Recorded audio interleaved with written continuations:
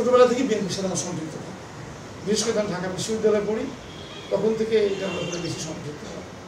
প্রথমে জিয়াউর রহমান সাহেবের যে ব্যক্তিত্ব এবং একটি আপনি জানেন যে একটা অসাধারণতান্ত্রিক ব্যবস্থার মতো অনেকটা বহুদলীয় বন্ধ হত্যা করে যে শাসন ব্যবস্থা কায়েম হয়েছিল ৭৫-এর পূর্বে, এবং সমাজে যে তখন অনিয়ম, আইনশৃঙ্খলা চরম অবনতি ইত্যাদি প্রেক্ষাপটে জিয়াউর রহমান সাহেব এসে একটি নিয়মতান্ত্রিক গণতান্ত্রিক বাংলাদেশ এবং শাসক যে সৎ হয়, সৎ করার যে মানসিকতা, এটা আমার সাংঘাতিকভাবে উদ্বুদ্ধ করে জিয়াউর রহমান সাহেবের রাজনীতি।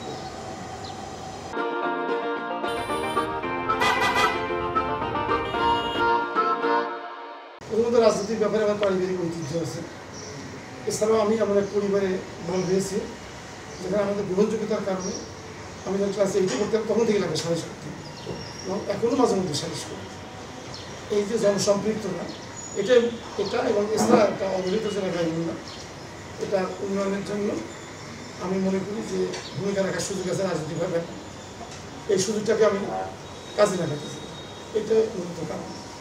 তাছাড়া আমি আরও মনে করি আমার যে অভিজ্ঞতা, আমার সৃষ্টিকর্তার করুণায় যে আমার শারীরিকভাবে আমি যতটা উপযুক্ত, সব মিলিয়ে এই দেশের সেবায় নিজেকে নিয়োজিত করার একটা অভিজ্ঞতা, যে দেশের একটা সত্যিকার স্বাধীন সার্বভৌম গণতান্ত্রিক বাংলাদেশ আমরা গড়ে তুলতে পারি।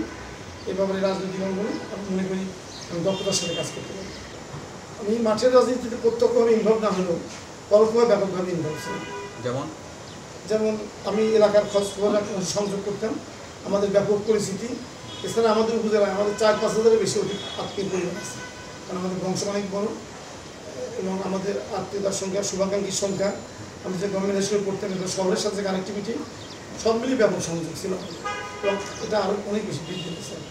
এটা ব্যাপক রেসপন্স এবং শুধু তাই না, আপনার বললে বেশি ভালো হবে কিনা, আমার জেলার 5টা আসন, 5টা আসনেই আমি মানে বহুলাংশে জন্ম। আমারটা তো অবশ্যই ব্যাপকভাবে এবং অন্যান্য আসনেও আমি আমার জনপ্রিয়তা আছে। মানুষ মনে করে আমার মতো লোকের রাজনীতি আসা, সেটা হলো প্রথমত আসনটা বিএনপিকে পাওয়া প্রয়োজন এবং একটি বিশেষ রাজনৈতিক দল গাইবান্ধার সবকটি আসন পাওয়ার জন্য তারা ব্যাপকভাবে কাজ করছে অনেক দিন আগ থেকে। তারা অনেকটা গোপনে কাজ করতেন।